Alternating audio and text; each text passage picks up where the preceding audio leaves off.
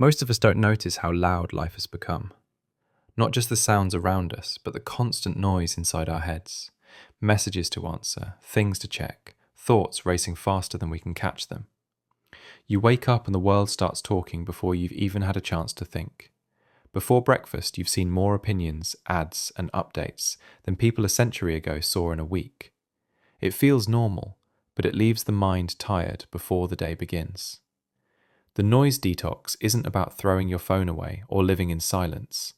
It's about learning how to quiet everything that doesn't matter, so you can finally hear what does. It's about taking back control of your own attention, slowly, calmly, one moment at a time. Because when you can focus again, you start noticing simple things, your thoughts, your energy, the difference between what's urgent and what's important. The noise doesn't disappear, it just stops running the show. That's where this journey begins. Not with big changes, but with small, deliberate quiet. Just enough stillness to remember what a clear mind actually feels like. The modern world hums at a constant pitch. Even in silence, there's the faint sound of electricity, machines and background chatter bouncing through the atmosphere. But the noise that wears you down most doesn't come from outside speakers. It comes from the endless stream of signals your mind has learned to process. Your phone glows, your inbox fills, a dozen conversations overlap in your head, and all of it blurs into one continuous vibration. This is the frequency fog. It's what happens when attention is cut into so many pieces that none of them carry weight anymore. For most of human history, focus was the default. A day contained limited input, and silence was frequent. When no messages or alerts existed to interrupt, the mind naturally drifted into reflection. Ideas connected, thoughts matured, emotions completed their cycle. Now information arrives faster than we can store or even evaluate it. Each new fragment interrupts the one before it. You feel mentally full, but strangely undernourished, as though you've eaten constantly, yet absorbed nothing. The constant input reshapes more than your attention. It reshapes your identity. Because what you focus on, and for how long, quietly defines who you are. When attention fragments, so does personality. You start describing yourself in fragments too. Busy, multitasking, overwhelmed. These are not emotions, they're symptoms of interference. Most people sense the discomfort but mislabel it. They call it stress or lack of motivation, when in truth it's cognitive overload. Too many channels playing simultaneously in one head. The human brain isn't built for parallel processing beyond a few tasks. Each switch of attention comes with a neurological toll. Every time you jump between messages, conversations, or tabs, your brain burns energy reorienting. Over an hour, those seconds shred continuity. You may still complete tasks, but you finish them drained, unsure what you actually produced or thought. That fatigue isn't physical. It's perceptual noise wearing down clarity. The fog builds slowly. It begins the moment you wake. Before consciousness even steadies, light floods your screen and 10 opinions greet you. Your nervous system interprets this surge as urgency. Cortisol rises, heart rate follows. You haven't moved, yet your body prepares for battle. And so the day starts half spent. The problem isn't the phone itself, it's the reflex to invite everyone else's priorities before your own state has formed. You light a dozen mental fires before breakfast, then wonder why focus flickers all day. Noise infiltrates through more innocent doors too. Idle scrolling, background entertainment, constant music. These create a comforting atmosphere of activity. But underneath, the brain never truly rests. Silence now feels awkward, precisely because it's become so rare. Stillness is mistaken for emptiness. The minute it arrives, habits demand distraction to fill it. You reach for the device not because there's something urgent, but because the absence of noise feels unfamiliar. The fog deepens not through volume, but through dependence. To live in the frequency fog is to carry an invisible static layer around your perception. You listen but don't truly hear. You read but don't remember. Each fragment of attention triggers a micro-shot of dopamine, reward chemistry for novelty.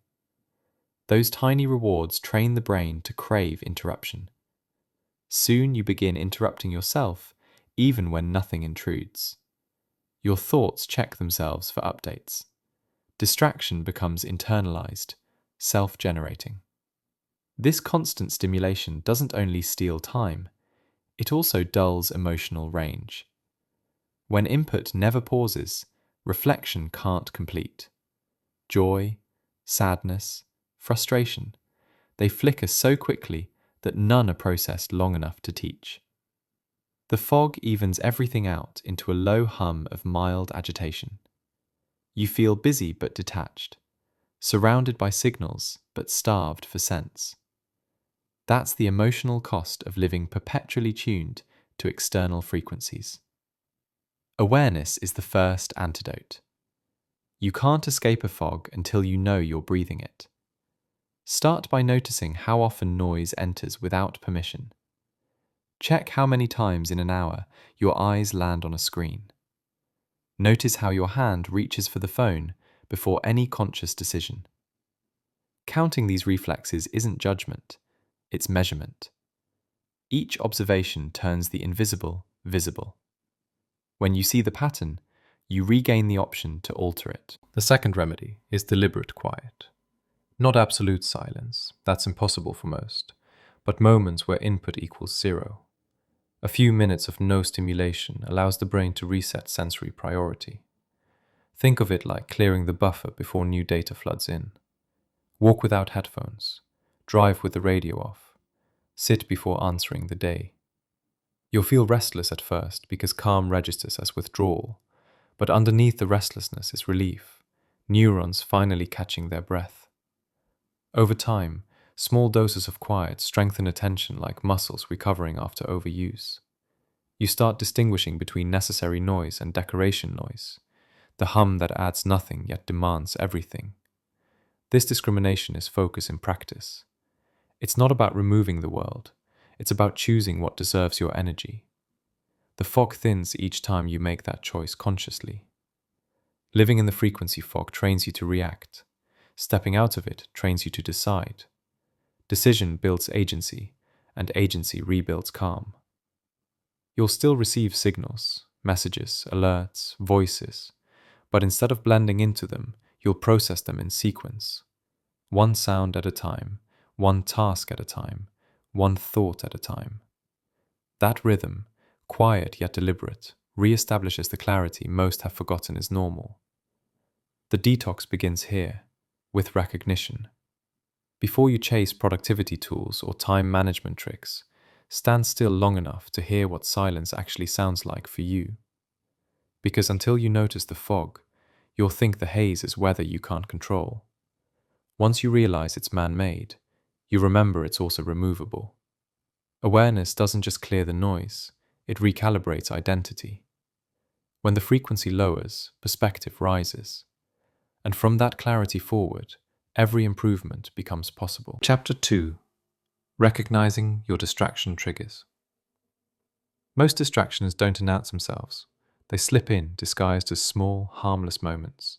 Glancing at your phone out of habit, opening one more tab while you work, checking a message because it might be important. You tell yourself it's nothing, that you'll just take a second. But those seconds repeat, stack, and quietly train the mind to fracture on command. Before long, your day becomes a blur of half-begun tasks and half-finished thoughts. Distraction is rarely random. It's triggered. Something happens, an external cue, an internal feeling, and your attention follows it automatically. Most people think they have an attention problem. What they really have is a trigger problem. Until you notice the exact moment distraction starts, every solution will only treat symptoms. Triggers exist in layers. Some live outside you, others live within. Let's start with the obvious ones. Digital triggers are the most visible. Notifications, message previews, emails, and constant content updates form an environment designed for interruption. Every alert hits the brain like a small electrical jolt. Dopamine, the chemical of anticipation, releases before you even read what appeared. That's why resisting feels nearly impossible. It's not willpower you lack, it's awareness of a conditioned response. Each ping tells the mind something important might await, and the brain rewards you simply for checking. You're no longer working for curiosity. Curiosity is working for them. The fix isn't deleting technology. It's setting boundaries that help you regain authorship. Turn off non-essential notifications, batch responses, clear icons from your home screen. When you remove digital triggers, attention stops living in alarm mode. The urge to look fades not from discipline, but from absence of the signal. Emotional triggers are subtler.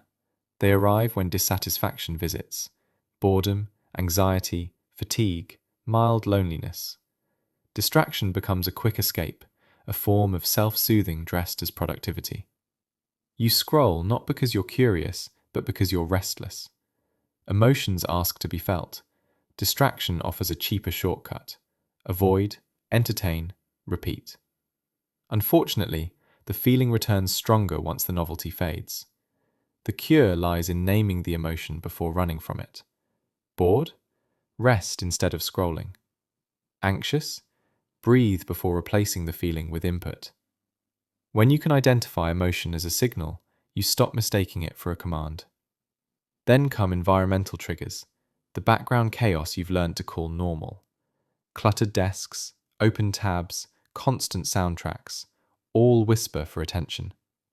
Everything visible says, unfinished business. That whisper drains focus before work even begins. Order is not decoration, it's mental hygiene. Clearing space isn't about minimalism trends, it's about making room for attention to settle. Next are social triggers, more powerful now than ever. Every buzz of your phone is another person's timeline trying to rewrite yours. Instant responses became manners, urgency became virtue. We feel guilty for being unavailable, even briefly. But constant availability erases depth. Tell the people in your life when you're unplugged. Boundaries aren't selfish, they're structure for real presence. When you protect silence with intention, others learn to respect it too. The last and sneakiest category is internal triggers. These are distractions born entirely inside your own mind. A random thought, a memory, an unfinished idea, impulses the brain treats like notifications. You drift away not because something external called, but because your own curiosity wandered. This type of distraction is hardest to see because it feels intimate. The technique here isn't suppression, it's gentle noting. When an inner trigger arrives, mentally label it. Thinking, remembering, planning. Then return to what you were doing. You acknowledge without indulging. Over time, this practice trains you to separate useful thoughts from mental background noise. Learning to see triggers won't eliminate them, it will slow them down. Awareness inserts a pause between cause and reaction. In that pause lives all possibility for control. Without it, you remain reactive to every click and emotion that crosses your path. With it, you regain authorship of attention. Think of your attention as a dimmer switch, not an on-off button. Every trigger either brightens or dulls it slightly. The goal is not to live in darkness, but to prevent flickering. You want light steady enough to see clearly. To identify your personal triggers, track them for a single day. Don't change behavior, just observe. What interrupts you most often? What emotion precedes that interruption? At what time of day does focus fade fastest? Patterns will appear faster than expected. Most days run the same script, only the content changes. Clarity begins the moment you see repetition. When you look closely, you'll notice that distraction often follows predictability. The brain reaches for comfort right before effort begins. The moment you open a blank page, the moment a task feels complicated. Distraction enters like a reflexive safety mechanism. Your mind dodges strain by reaching for stimulation. Knowing this lets you anticipate rather than obey it. When that reflex arrives, pause for a breath. Say quietly, "This is the moment focus begins." That single sentence shifts control back into your hands. Recognizing triggers isn't punishment, it's patience. You start meeting your mind where it is instead of demanding instant discipline. Awareness feels small, but it's the doorway to mastery. Because once you can see what hijacks you, you can change the pattern. Most lives are shaped by habits of reaction. Noticing those habits is the first act of attention. And attention, deliberate, steady, and owned, is the foundation of peace the noise can never reach. This is a feature for Aria, which continue to action to believe the intention, others learn to respect it too. Chapter 3. Reclaiming your cognitive bandwidth. Attention is a finite resource. It feels infinite because there's no pain when you spend it, no immediate signal that focus is running out. But eventually you reach a point where everything feels dull. That dullness isn't laziness, it's depletion. Your mind burns energy with every switch of concentration, and modern life demands hundreds of those switches before noon. What's left is what neuroscientists call cognitive residue, bits of unfinished thought lingering like static in your head. This residue makes you tired even when you've done very little. It's why you can sit all day, accomplish almost nothing, and still feel as if your brain ran a marathon. The cost of constant redirection isn't productivity, it's depth. When attention remains shallow, effort loses meaning, and you confuse being busy with being engaged. Reclaiming your cognitive bandwidth begins with realizing how small the mind's active workspace actually is. You can picture mental energy like an open computer screen. When too many windows are running, processing slows and the machine overheats. Close a few, and suddenly everything works smoothly again. Your brain operates the same way. Every unfinished conversation, open task, or half-checked notification occupies a tab. You don't see them, but they keep running in the background, stealing memory and clarity.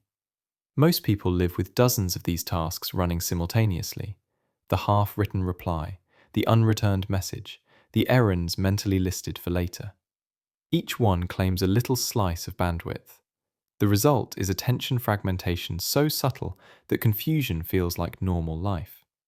You wander from screen to screen, convinced you're multitasking, when in truth you're just task switching, burning energy switching contexts. Multitasking is one of modern culture's most successful illusions. No brain performs full parallel processing for complex tasks. It toggles rapidly between them. Each toggle costs seconds of reorientation and bursts of mental fuel. Do that dozens of times each hour, and your mind spends more effort switching than performing. You finish the day with equal exhaustion and disappointment, the fatigue of running a race without distance. To reverse this loss, you must reduce open loops. An open loop is any intention left hanging. Write it down, finish it, or abandon it. Those are the only three honest choices. Most people keep everything in progress, which feels responsible but robs clarity. The mind no longer knows which task deserves top priority. A list on paper relieves this tension.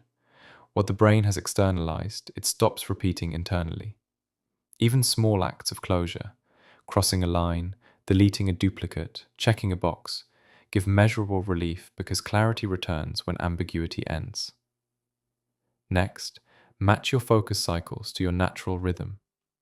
The average person can sustain high-quality concentration for roughly 90 minutes before needing recovery.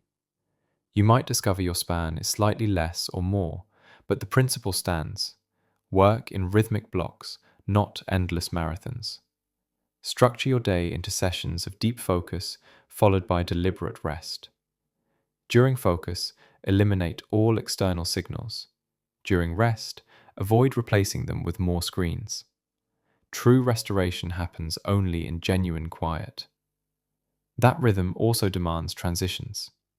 We rush so hard between tasks that our mind carries fragments from one directly into another. Take 60 seconds between activities to breathe, stretch, or stand in silence. This tiny reset clears residue and signals the brain, previous task finished, new task begins.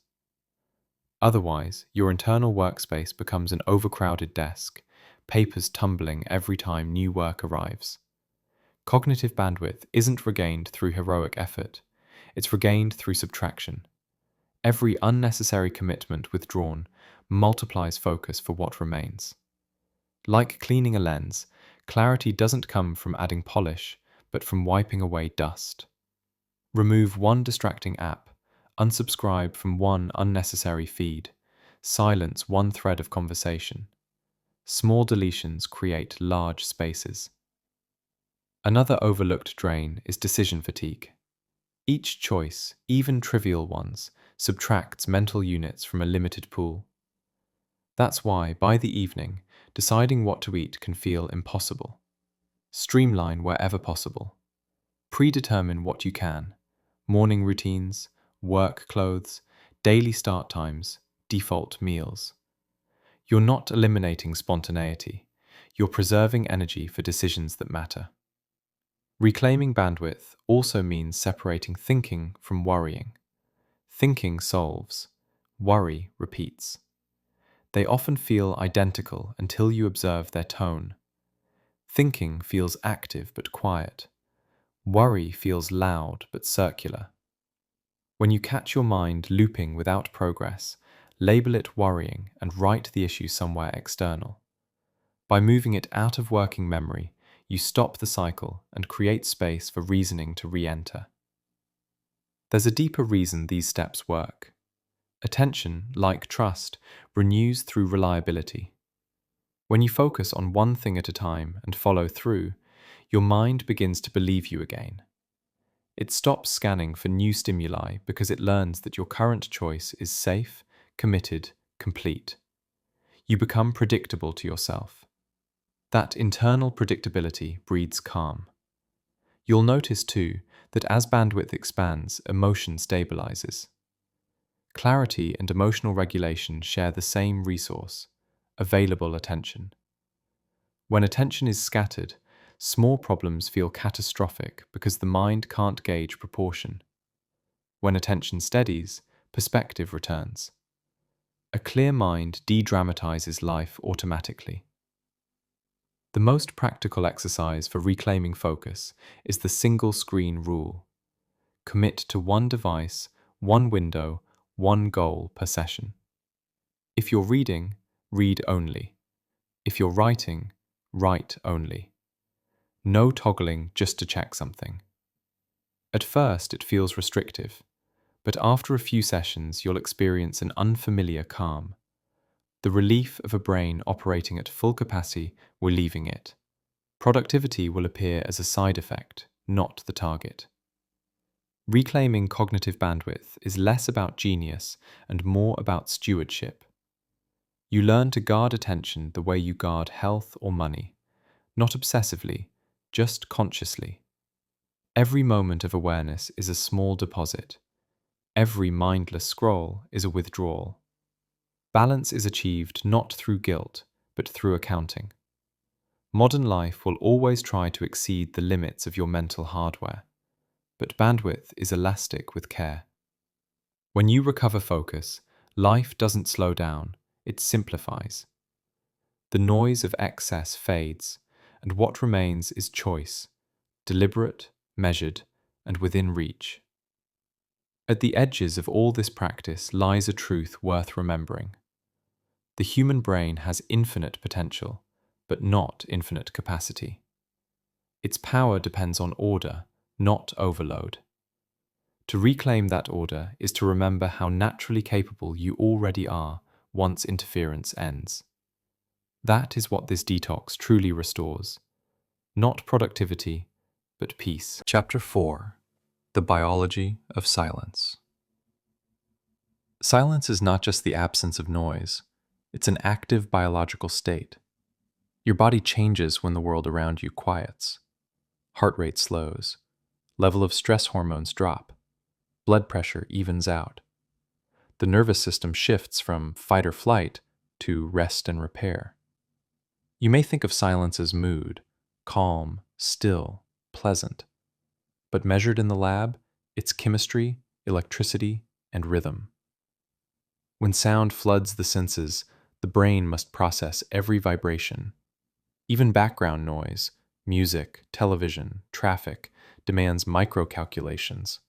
Identify, categorize, decide if safe. That constant scanning keeps your threat system slightly active, the same one your ancestors relied on to spot predators. Modern noise doesn't usually endanger you, yet it triggers the same vigilance response. You stay alert longer than necessary. Over time, that alertness becomes baseline. You adapt to stress as if stress were normal. Silence reverses that adaptation.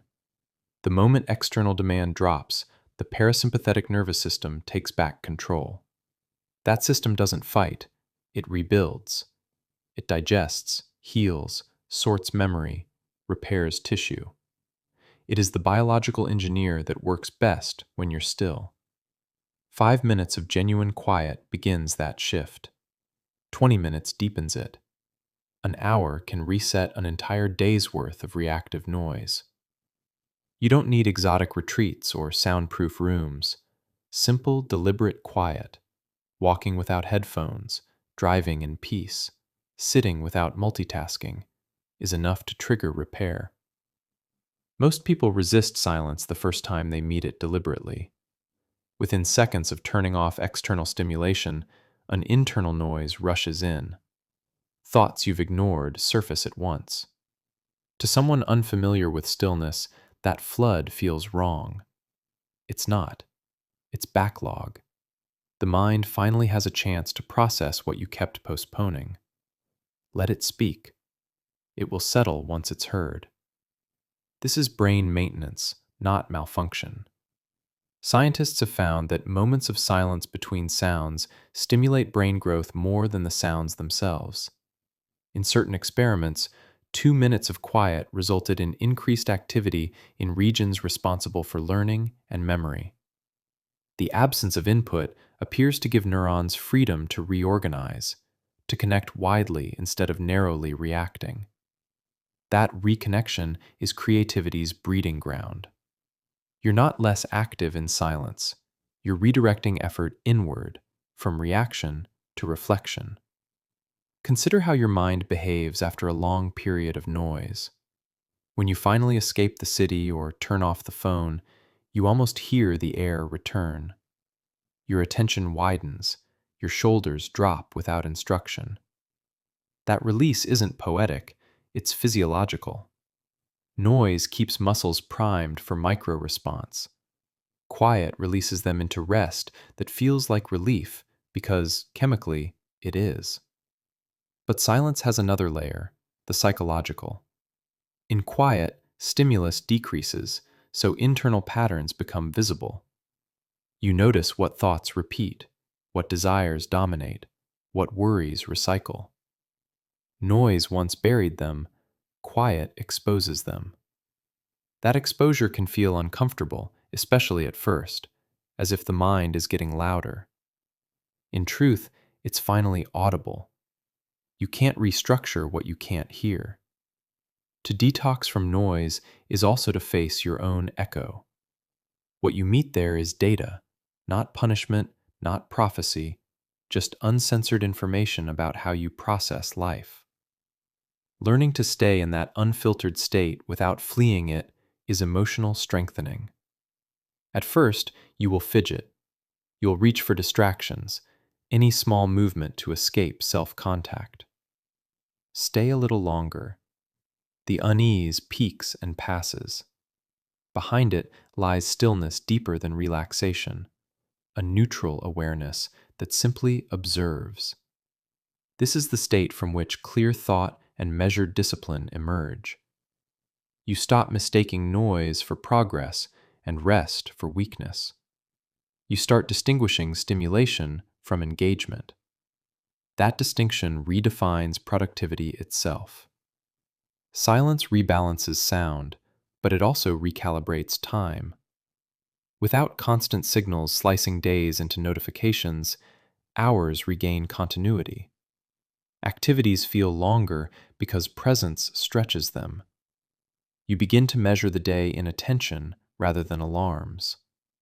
When time feels slower, anxiety decreases automatically. Pace and peace have always been inversely related. So how do you reintroduce silence into a busy routine? Small, deliberate cues help. Begin the morning without immediate input. No phone, no headlines. Give the brain 10 minutes to transition from sleep before bombardment. Midday, retreat for 5 quiet minutes away from machines. Close eyes if possible. Let attention rest on breath or background hum. End the evening with small digital shutdown rituals. You're training biochemistry, not performing ceremony. Predictable pauses teach the body when to protect energy and when to release it. Chapter 5. Micro distractions, macro damage. Big interruptions are easy to notice. A phone call, a coworker, an emergency. You know you've stopped. You pause, handle it, and return. Micro distractions are different. They blend into the day, disguised as harmless seconds. A glance at a message, a quick peek at news, a subtle scroll while something loads. Each moment feels small, but together they fracture hours. Like hairline cracks in glass, these tiny breaks rarely destroy attention at once. They simply weaken it until focus collapses under normal weight. Most distractions in modern life arrive this way, measured in seconds, not minutes.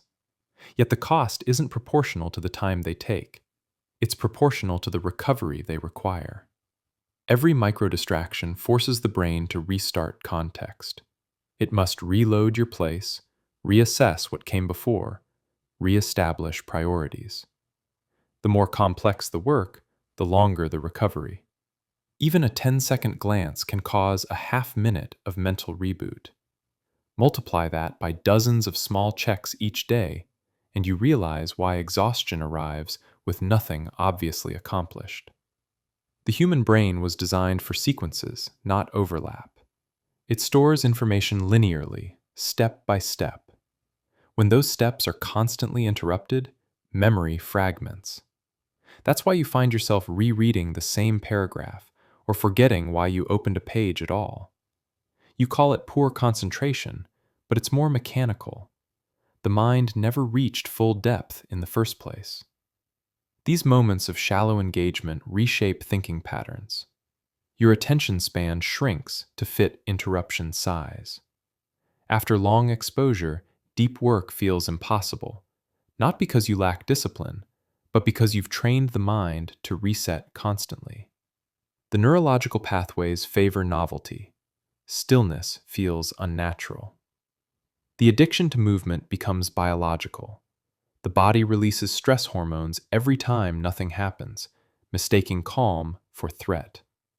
You begin to crave interruption as assurance that existence continues. To break that cycle, start by acknowledging micro-distractions as actual disruptions, not harmless pauses. Treat each one as a withdrawal from a limited mental account. Small withdrawals matter because cognitive budget is finite. Recognize the cost of each impulsive check before paying it. When awareness precedes reaction, impulse loses speed. Environmental design helps most. Make distraction inconvenient rather than accessible. Disable icons that blink. Move entertainment apps off the first screen.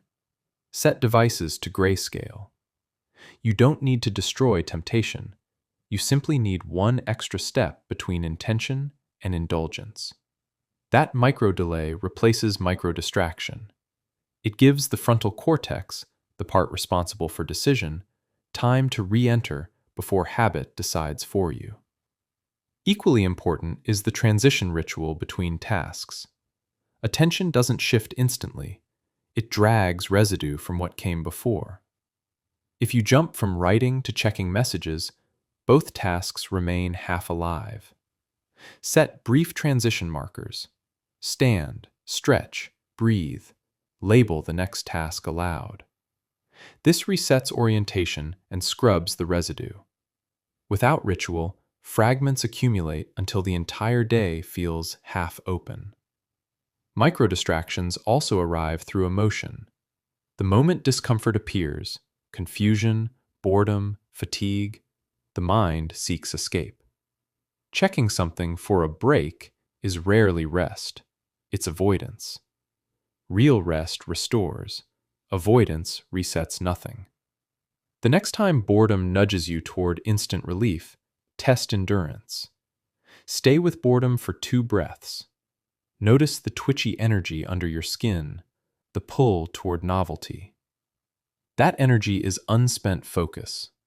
If you let it pass without obeying, it recycles into concentration. Training this tolerance transforms productivity.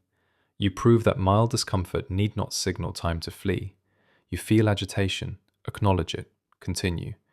This is emotional strength disguised as patience. Discipline is built in those insulin decisions, the ones between the first impulse and the action you choose instead. Sometimes micro-distractions hide in multitasking.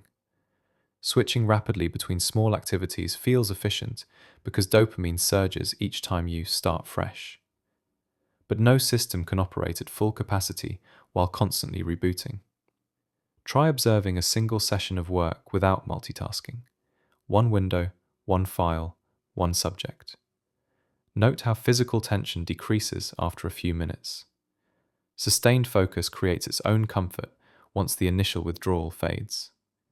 The calm that follows isn't laziness, it's depth. If you ever doubt the cumulative cost of small distractions, experiment with silence. Block 1 uninterrupted hour for deep work. During that hour, notice how frequently the urge to check arises, even without triggers. Count the urges only, don't obey them. By the end, you'll realize distraction doesn't live in devices. It lives in habit grooves carved by years of partial attention. You're not fighting technology, you're retraining reflex. When partial attention dominates, relationships suffer too. Listening half present, talking while thinking of something else, peeking at screens during conversation. Everyone feels it. The shallow engagement that begins as convenience erodes real connection. When you practice being fully present in tasks, you unconsciously restore presence in people. One skill nourishes the other. The long-term damage of micro-distraction isn't memory loss, it's loss of meaning. When every activity is dotted with interruption, experience becomes fragmented. You stop inhabiting moments fully. Life feels faster yet thinner. Moments pass through you rather than you being within them. This is the hidden fatigue of the digital era. Not physical tiredness, but sensory dilution. Rebuilding depth is simpler than it seems. Instead of declaring long detoxes, start counting completions. Finish small things completely. Read an article without looking away. Cook a meal without phone music. Walk without headphones. Each finished moment rebuilds continuity. Continuity rewires satisfaction. Soon, peace feels rewarding again. The same chemical loop that once fueled distraction now supports steadiness. Every micro-correction towards stillness compounds. Minutes once lost become deliberate. Attention, treated gently, brightens instead of burning out. You no longer need grand plans to reclaim your mind. You need smaller interruptions left undone. The mind wasn't designed for constant division. It's a single channel rich enough to hold an entire world when unbroken. Protect that channel the way you'd protect sight or breath, not with rigidity, but with respect. Because the real danger of distraction isn't that we pay attention to the wrong things, it's that we forget what full attention even feels like. Micro-distractions may feel minor, but their repair is monumental. Every moment reclaimed is another thread woven back into the fabric of clarity. Over time, those threads become focus sturdy enough to build a life upon. Quiet, steady, and whole. Chapter 6. Detaching from Digital Urgency. There's a kind of panic that lives beneath most notifications. It's subtle, a quick lift in your chest, a small tightening in your stomach. Nothing major, just tension measured in milliseconds. But multiply that reaction across hundreds of triggers each day, and your nervous system spends more time alert than at rest. Digital life has redefined urgency. Almost nothing you receive is truly urgent, yet everything feels like it could be. Our tools began as conveniences and turned into surveillance, attention constantly monitored, measured, and rewarded with tiny bursts of reassurance. You don't need to be told when to check. Your body knows the rhythm by now. A pause in stimulation almost hurts. The moment silence stretches too long, your hand begins to reach, unconsciously, automatically, for the screen, the timeline, the next hit of validation. You're not chasing information, you're chasing relief from stillness. Learning to detach from this loop isn't about rejecting technology, it's about reclaiming hierarchy. Devices should orbit your priorities, not define them. That reversal requires a mental reset, seeing urgency for what it is, an emotional story written by software and reinforced by habit. Think about what happens when an alert appears. Before you even read it, your attention fractures. The primitive brain interprets the signal as potential threat or opportunity. Either way, it depends checking. That act, over time, programs expectation. You begin to anticipate interruption, to feel restless without it.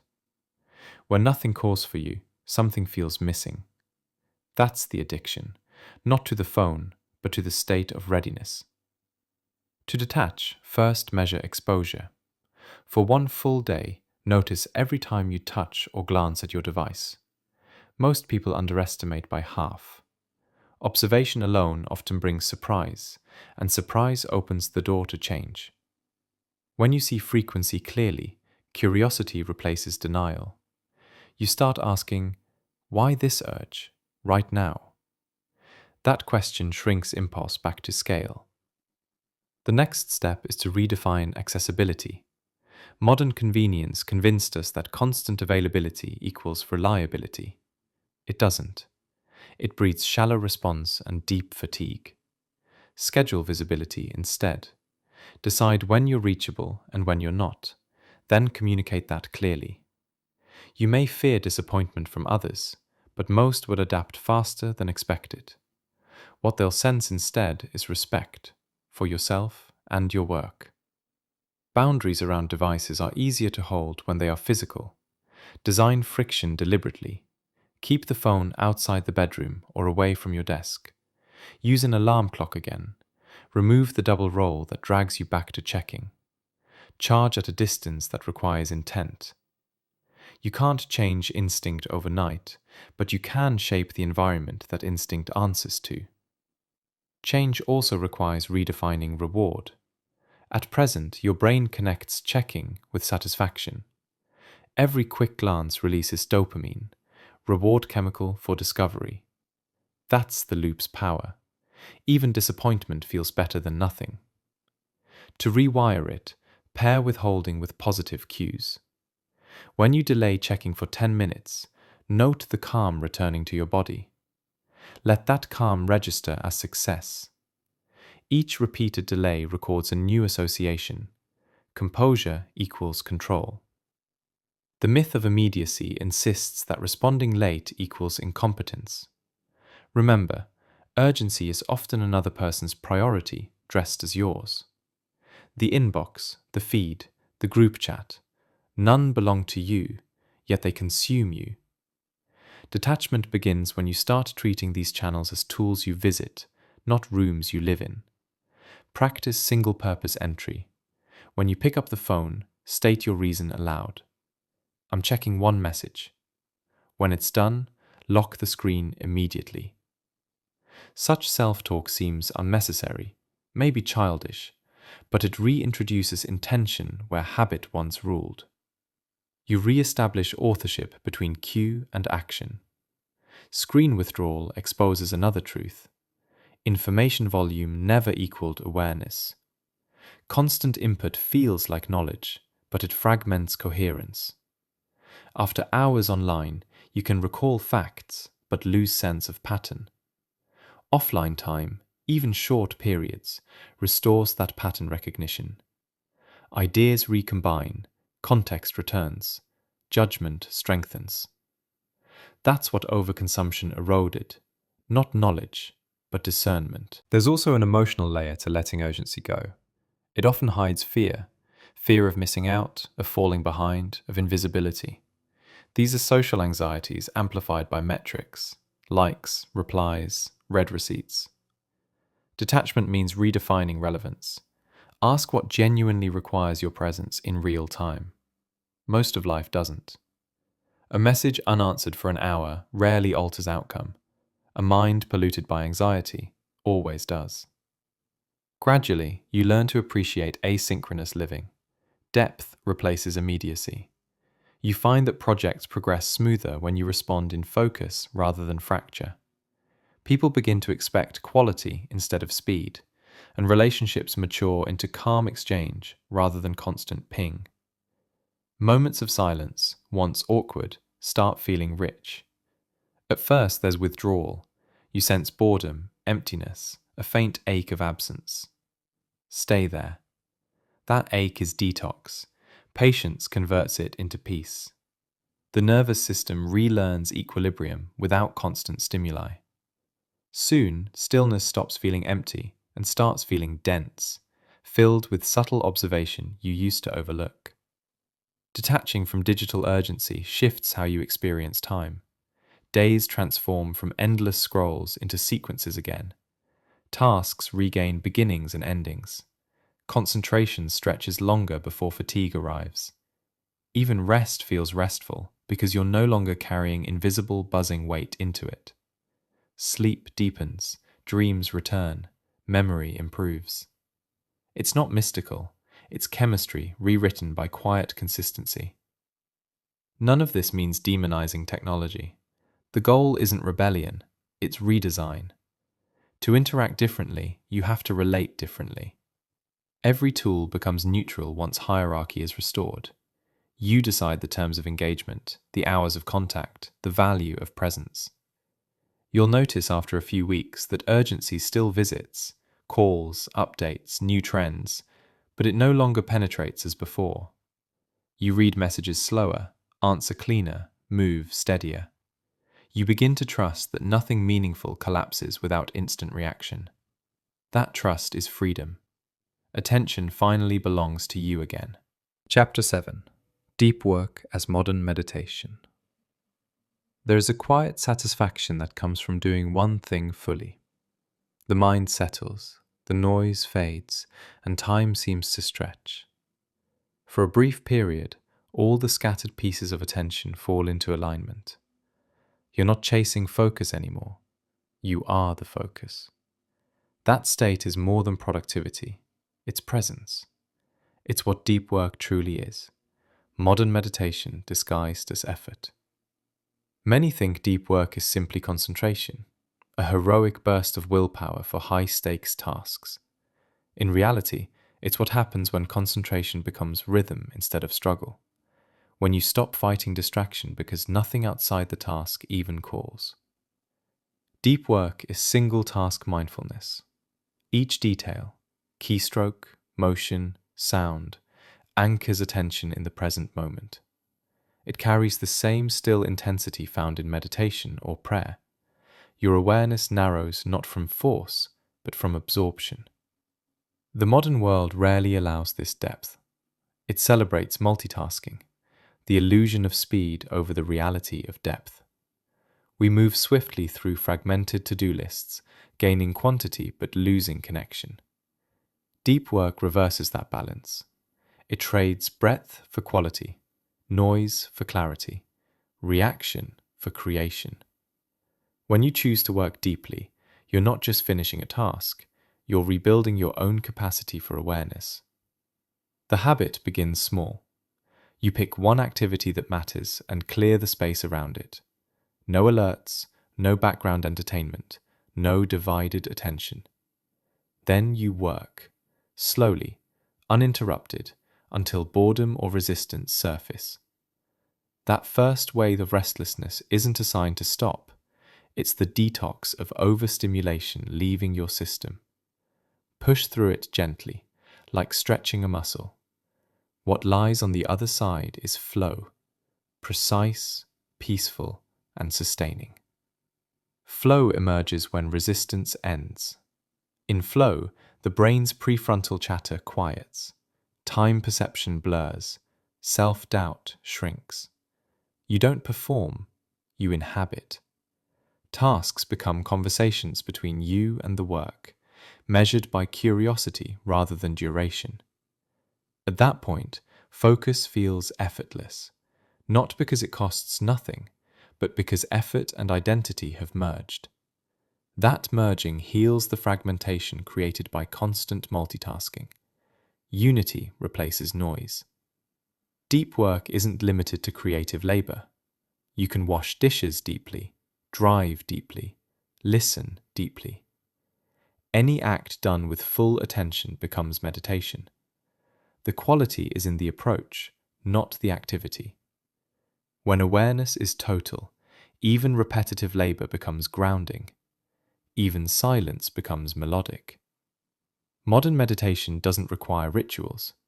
It requires presence wherever you already are. One barrier to deep work is the myth of the perfect environment. We imagine that quiet, time, and space must align before we can dive in. But perfect conditions rarely appear. Depth is portable. It travels with intention. You cultivate it in small pockets, 15 minutes here, 30 there, until repetition strengthens the skill. Once you know how to enter focus deliberately, you can do it almost anywhere. Think of deep work as interval training for the mind. You begin with short sessions, perhaps 20 minutes of single task work, followed by rest. Over days, increase duration. Focus is a muscle, and like any muscle, it grows through tension, followed by release. The tension is concentration. The release is quiet reflection before starting again. This rhythm builds stamina without strain. Rest is essential.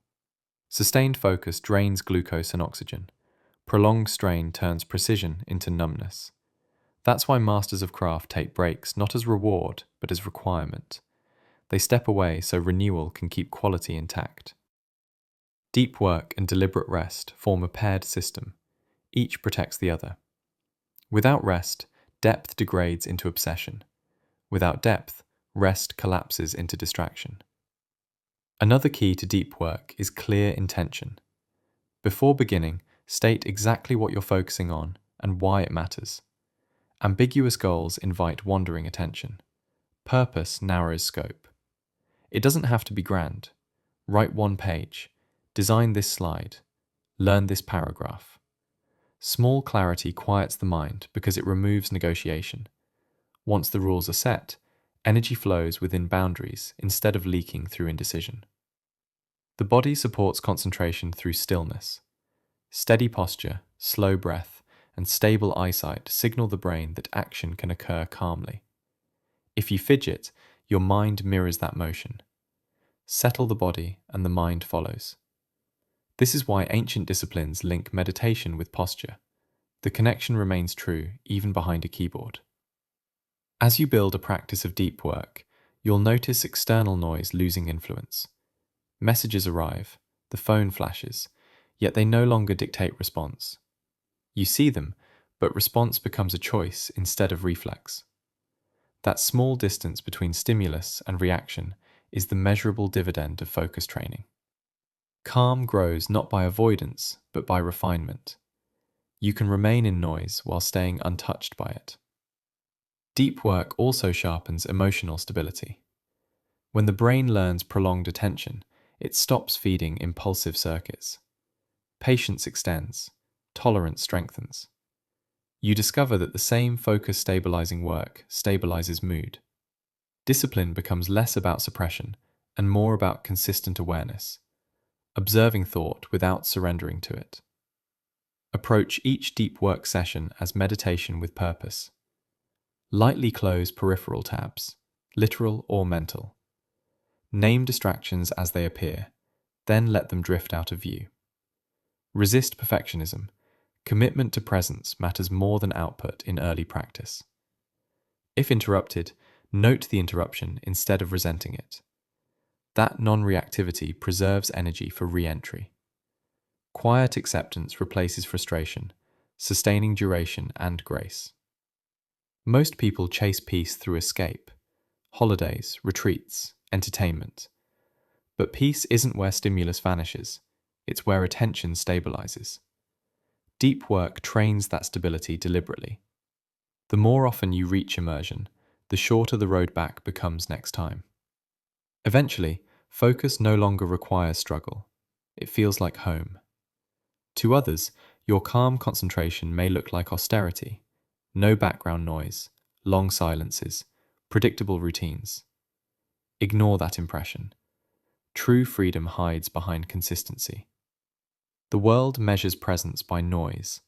You'll measure it by depth. What you create in that depth will carry a quiet authority that distraction can't imitate. Deep work, repeated daily, becomes modern meditation, not because it looks peaceful, but because it produces the same result. Stillness in movement, attention uncluttered, energy unified. It teaches you to occupy your own mind again, to notice the richness already there once everything unnecessary stops speaking over it. In that silence, creation stops feeling like work and starts resembling understanding. And when you reach that state, even briefly, you realize that calm focus isn't rare. It was only buried under noise, waiting to be uncovered. Chapter 8: The Minimal Input Diet. We are drowning in information and starving for clarity. Everywhere you look, there's something to read, watch, or listen to. Data pours in faster than you can absorb it. Your mind tries to keep up, but eventually it stops digesting and begins hoarding. Thoughts stack like unprocessed files, clutter dressed as knowledge. You start to confuse exposure with learning. The minimal input diet is not about ignorance, it's about selectivity. It's the conscious decision to choose quality over quantity, depth over novelty. It's treating information like food. Eat less, absorb more, and stop the intake once you feel full. You don't get stronger by eating endlessly. You get stronger by digesting properly. Your mind works the same way. Most people believe they're learning because they're constantly consuming. Podcasts during breakfast, videos between tasks, social media while resting. An endless buffet with no time for digestion. The result isn't wisdom, it's mental bloating. Everything you've ever heard floats in partial fragments without context. Ideas overlap until understanding becomes fog. You mistake recognition, I've seen this before, for comprehension. That's the first symptom of input overload. Your attention has limits. Bandwidth you can stretch, but not expand. Every new piece of information takes space. If nothing gets deleted or archived, the mind loses access speed. That's why you feel slower even when you know more. Memory becomes a crowded desk. What matters hides under the weight of what doesn't. The minimal input diet invites you to stop filling for the sake of fullness. It asks one simple question before taking new input. Do I need to know this right now? If not, let it pass. This doesn't make you uninformed, it makes you precise. Precision outperforms awareness in every discipline that values focus. To start, apply a 1 in 1 out rule. For every new source you subscribe to, remove one. For every book added to your list, remove another. This keeps your information ecosystem balanced and forces mindful selection. You'll begin to notice how much of what you once called inspiration was actually distraction wearing intellectual clothing. Learning thrives on reflection. Without pause and silence, knowledge rushes past too quickly to integrate. Deliberate gaps between input sessions allow the brain to convert information into structure. That process, called consolidation, happens when you rest, stare at nothing, or repeat an idea in your own words. That is when knowledge becomes internal. Consuming non-stop blocks consolidation entirely. The algorithmic world trains you to overfeed on stimulus. Because feeds never end, satisfaction never arrives. The scrolling motion itself becomes addictive, a slot machine for attention. Endless novelty keeps dopamine loops alive. Each small discovery rewards the brain temporarily.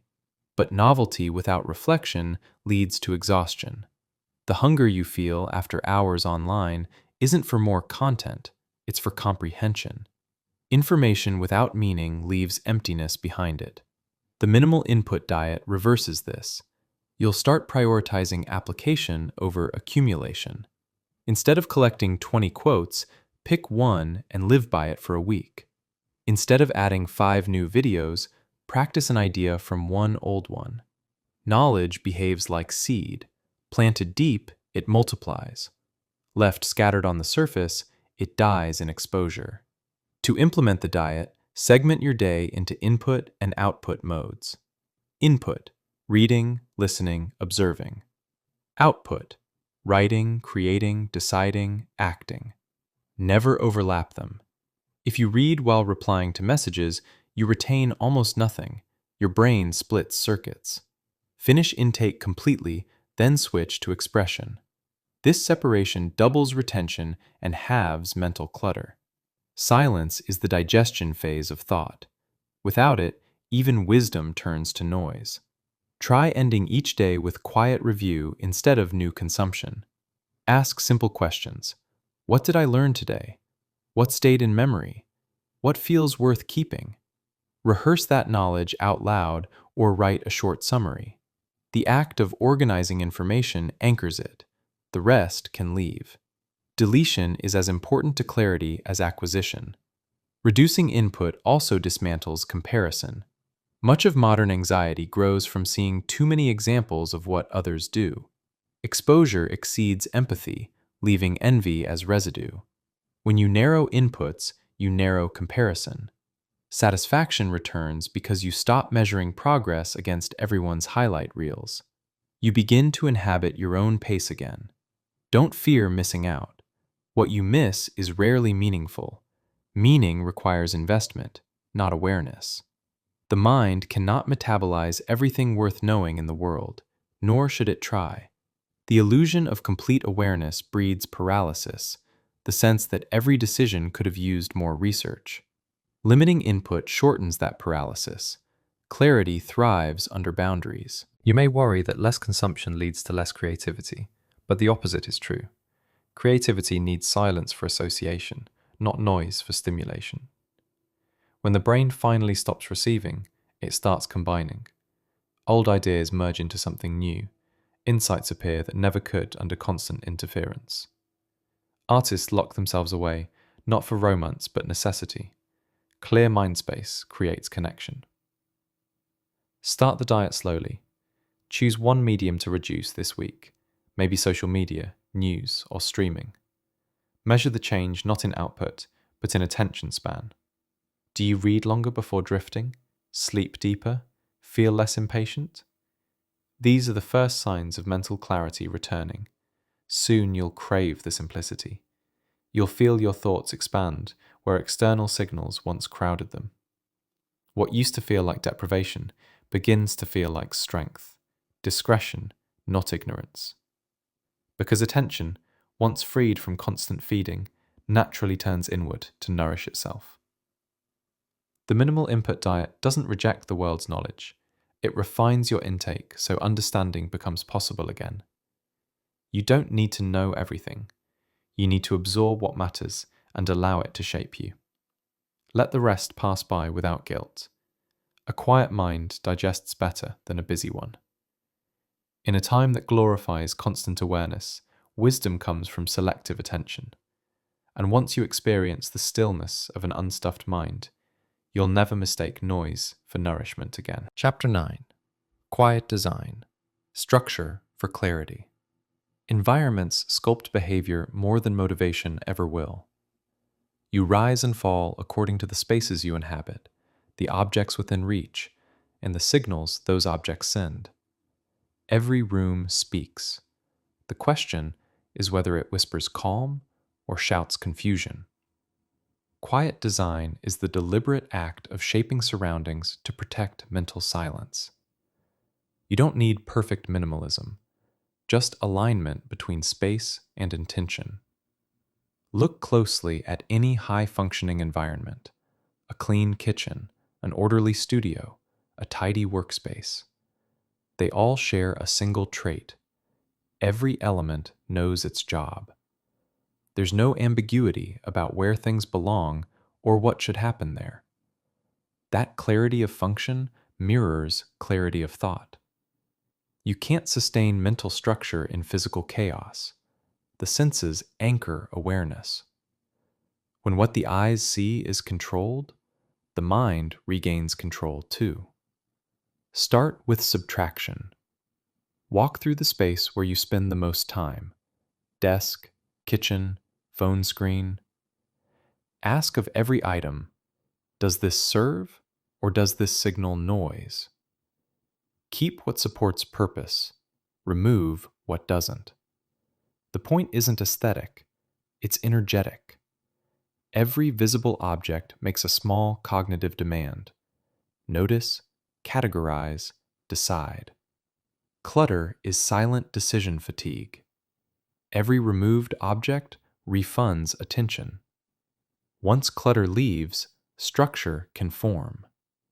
Define clear zones: work here, rest there, social elsewhere. Boundaries organize not just furniture, but state of mind. When the same space hosts every activity, you blur the mental context between action and recovery.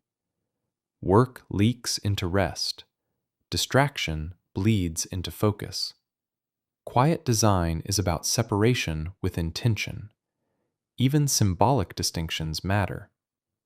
A single chair reserved for reflection will, over time, train your mind to settle the moment you sit.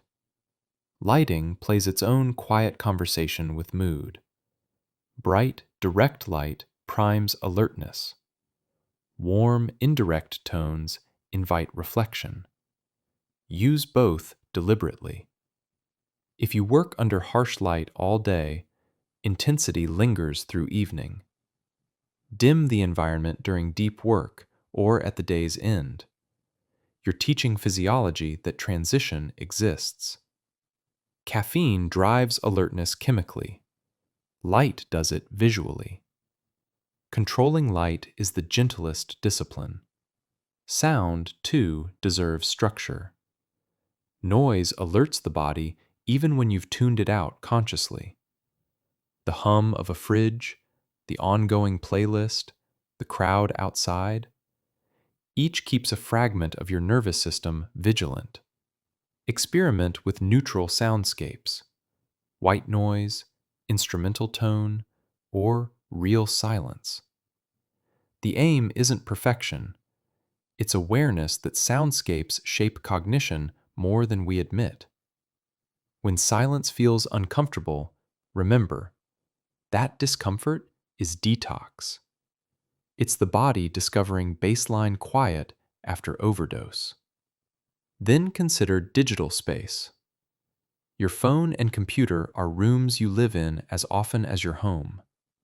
Their layout determines how easily distraction enters. Curate home screens. Minimal icons, no constant alerts, clean wallpaper. Each visual simplification mirrors mental simplification. You reduce ambient temptation not through restraint, but design. It's easier to act with discipline when willpower isn't constantly tested. Schedules are structure for time the way furniture is structure for space. Without them, days collapse into undifferentiated noise. Quiet design asks that you shape time as deliberately as environment. Span your day into predictable arcs: opening, labor, recovery, reflection. You can vary tasks, but not rhythm. Predictability transforms chaos into cadence. When rhythm stabilizes, emotions steady alongside it. Even color choices alter cognition. desaturated tones calm, overly bright mixtures agitate. You don't need a designer's eye. Just pay attention to how visual texture affects breath. Surfaces that glow softly invite concentration. Sharp contrasts recruit defense systems. The biology behind comfort is simple. Safety loosens focus, anxiety fragments it.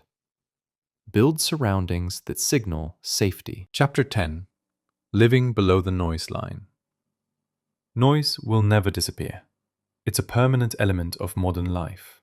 The conversation, the feed, the expectation to respond. The goal of the noise detox was never silence that isolates, it was the calm that endures within sound. To live below the noise line is to build inner quiet so consistent that outer chaos can't override it. It means carrying stillness like armor, not seeking it like refuge. After weeks of practice, the detox becomes a different kind of rhythm. You no longer chase absence, you organize presence. Moments of quiet appear naturally, a break before a reply, a breath before reaction, a pause long enough to let truth choose its tone. You start treating attention as currency, spending it slowly, on purpose, in full awareness of its value. This is what it feels like to take your mind back from the marketplace. Below the noise line, information still arrives, but it no longer storms you. It enters through a single gate: intention. You choose when to read, when to watch, when to listen. You listen to listen, not to escape yourself. That conscious sequencing separates participation from dependency. You use technology without being used by it. You work connected but remain composed. Quiet no longer equals emptiness, it equals control. You begin to measure progress in peace instead of pressure. A successful day becomes one where attention stayed mostly whole, where distractions visited but never settled. You notice that contentment hides not in reaching the end of tasks, but in doing them from a centered state.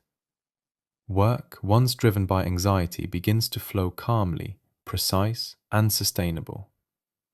Living below the noise line also changes relationships. You listen deeper, reply slower, and speak more directly. Pauses appear inside conversations, not awkward gaps, but shared breath. You start hearing what people actually mean rather than just what they say. This shift quietly rewires social energy. When your mind stays unfragmented, you bring steadiness wherever you go. Others respond by softening, mirroring your calm. Inner order radiates outward the way silence organizes sound around it. There's an internal security that grows with this practice. You recognize noise for what it is, a pattern, not a command. Notifications, opinions, deadlines, all signals without inherent volume. The volume was yours all along. You decide how loud they play. This understanding breaks a spell. You realize that busyness was never proof of importance, it was evidence of interference. Clarity replaces motion as your measure of progress. Below the noise line, effort feels lighter. The brain, once overloaded, now moves slower but hits straighter. Productivity increases quietly because wasted motion disappears. The energy once spent on reaction reroutes into creation. Paradoxically, you accomplish more not by trying harder, but by doing less at once. Focus, when singular, multiplies power. The simplest pleasures return: morning light without scroll, meal without soundtrack, walk without commentary in your ears.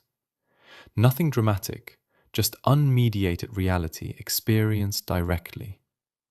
Those moments recalibrate perspective. They remind you that attention wasn't designed solely for tasks, it was meant for life itself. You become reacquainted with ordinary wonder, a sense of noticing that feels both ancient and new. Living below the noise line doesn't mean withdrawal from ambition. It clarifies ambition. You still pursue, create, compete, but from equilibrium instead of agitation. Focus remains intact under stress because you've trained it under peace. Success ceases to feel accidental or explosive. It becomes deliberate, repeatable, and quiet. That quiet is stamina. It's the power that doesn't need display. Eventually, you begin designing from the inside out. The protocols you practiced externally, trimming input, guarding focus, structuring environment, reshape internally as instinct. The line between discipline and nature blurs. You simply are attentive, composed, aware. You notice the space between stimuli and response widening until you can live entirely within that space. It's the simplest luxury of all: time to choose. This is the true end of the detox, not silence but sovereignty. You've learned to filter rather than flee, to manage volume instead of escaping sound. Focus became identity, courage became calm, and your life, once full of interruptions, now carries continuity. People might call it discipline or mindfulness. You'll recognize it as relief. Keep guard over this state the way you guard health. Don't expect permanence, expect maintenance. Daily noise will return, loud and persuasive. You'll slip, respond too quickly, open too many tabs. That's fine. Every return to awareness is a repetition in strength. You don't fail the moment noise enters. You succeed the moment you notice. One truth remains consistent through all of this. Attention creates reality. Where focus lives, life lives. Everything else fades into static. To live below the noise line is to remember that fact each morning. To wake deliberately, breathe before looking, act before reacting. In that simple rhythm lies mastery. You can't silence the world, but you can tune it. Lower the volume until meaning returns. Let quiet lead, clarity follow, and noise stay where it belongs, outside. That is how the detox ends, and how your new beginning stays clean. The noise won't stop tomorrow. The world isn't designed for silence, it's designed for reaction. But now you know where the volume control lives. It's not outside you, it's built into your attention. Take one deliberate pause before you start each day. No phone, no input, just breath and intention. That single moment reminds the nervous system who's in charge. Every day you repeat it, awareness expands, reaction shrinks. Remember what you rebuilt here. You learned that noise is optional, distraction predictable, and focus trainable. You discovered that peace isn't absence, it's authorship, deciding what enters and what stays out. You saw that clarity doesn't come from withdrawal, it comes from design, rhythm, and restraint, practiced quietly until they become nature. So here's the closing task, simple but permanent. Keep one corner of life deliberately quiet. A desk, a morning hour, a walk, a habit. Guard it like oxygen. That small silence will fund every other skill you value: discipline, creativity, patience, strength. You now understand what most people never do. Stillness is not standing still. It's moving without noise, producing without panic, living without excess. And when you build your days on that foundation, you are no longer detoxing, you're composing. A life that hums low and steady, under the noise line, clear enough for meaning to be heard again.